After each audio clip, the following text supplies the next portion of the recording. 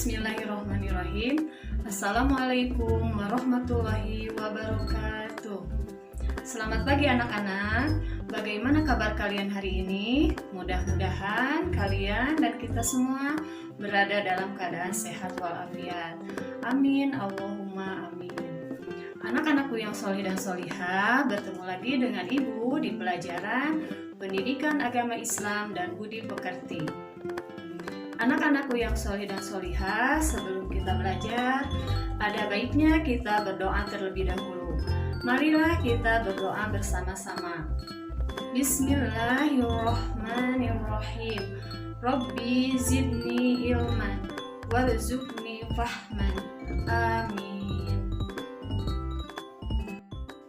Anak-anakku yang solih dan solihah, sekarang kita akan mempelajari pelajaran 5 dengan tema Kisah Keteladanan Nabi Ayub alaihi salam.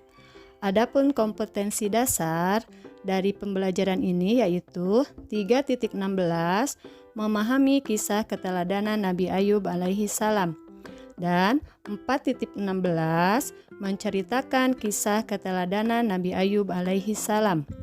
Adapun indikator yang akan kita capai, yang pertama, menyimak kisah keteladanan Nabi Ayub alaihi salam. Yang kedua, menjelaskan perilaku terpuji dari Nabi Ayub alaihi salam. Yang ketiga, menjelaskan cara meneladani perilaku Nabi Ayub alaihi salam.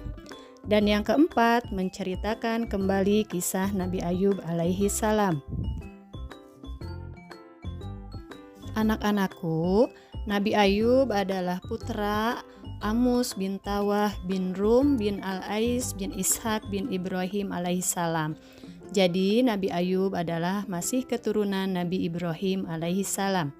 Beliau diutus kepada penduduk Hauran dan Tih. Anak-anakku yang solihah, Nabi Ayub adalah seorang nabi yang kaya raya. Beliau mempunyai kebun yang luas, ternak yang banyak, dan rumah yang mewah. Namun kekayaannya itu tidak membuatnya sombong. Beliau sangat taat kepada Allah. Sampai suatu hari beliau mendapat ujian dari Allah. Ujiannya sangat berat. Yang pertama, seluruh kekayaannya habis terbakar. Kemudian ujian yang kedua, rumahnya roboh sehingga mematikan semua anak-anaknya. Dan yang ketiga, ujian yang Nabi Ayub yang terberat adalah beliau diberi penyakit kulit yang sangat menjijikan, sehingga beliau diasingkan dari kampungnya dan berada di pinggiran kota. Anak-anakku yang solih dan solihah, kemudian setelah 20 tahun beliau mengalami penyakit kulit. Akhirnya beliau berdoa kepada Allah untuk meminta disembuhkan dari penyakitnya. Dan kemudian Allah mengabulkan doa beliau dengan cara memancarkan air dari dalam tanah yang digunakan untuk mandi. Dan anak-anakku, seketika itu juga penyakit yang diderita oleh Nabi Ayub menjadi sembuh tanpa bekas. Anak-anakku yang solih dan solihah, itulah kisah Nabi Ayub. Dan sekarang kita harus meneladani perilaku Nabi Ayub tersebut. Bagaimana caranya?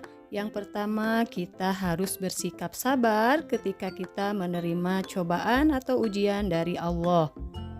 Yang kedua, kita harus bersikap dermawan, memberi kepada sesama, dan suka membantu orang lain yang membutuhkan. Dan yang ketiga, kita harus senantiasa taat kepada Allah dalam setiap keadaan. Anak-anakku yang solih dan solihah, demikianlah kisah keteladanan Nabi Ayub alaihi salam. Ya, anak-anakku yang solih dan solihah, mungkin itulah yang dapat Ibu sampaikan untuk pertemuan kali ini. Marilah kita tutup dengan berdoa bersama-sama. Bismillahirrahmanirrahim. Allahumma arinal haqqa haqqa warzuqna ittiba'ah wa arinal batila batila warzuqna ijtinabah. Amin. Assalamualaikum warahmatullahi wabarakatuh.